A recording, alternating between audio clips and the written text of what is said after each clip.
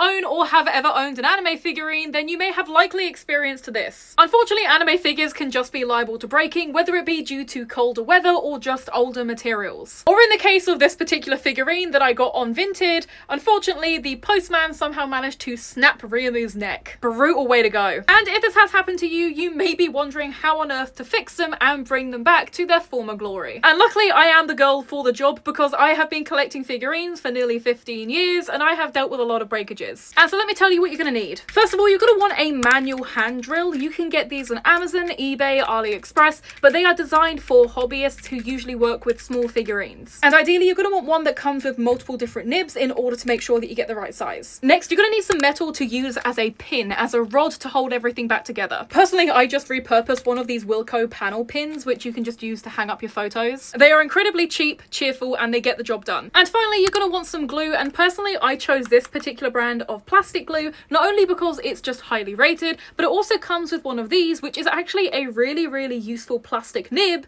which is much better for putting specific amounts of glue in specific tight places. Now the first thing you want to do is drill a hole in the base of the neck, and you want to try and follow roughly where the original joint was. So you see the seam here with that kind of little crack, that is kind of the central point you want to aim towards. And depending on the figurine and what you're drilling, try and make sure that the base, the heaviest part of the figurine, has the most metal put into it. And once you figure out where that head or piece of the figurine is meant to line up, drill a short hole just to check it lines up correctly. If you're dealing with a neck joint like I was, if you're very careful, you can actually get the neck joint to move again by doing this kind of shallow hole technique. Once you get both of those holes correctly lined up and you make sure that the hole is also deep enough for the nail, it is then time for the glue. And again, you want to make sure that the application is nice and precise. You do not need a lot of glue to make this work. Again, it's why I really like little nibs like these, because it's very precise. And once you've made sure that both pieces are sealed properly and all the glue is dry, your figure should be back to glory. And I won't even lie, I am very proud of my craftsmanship here, because I made this completely invisible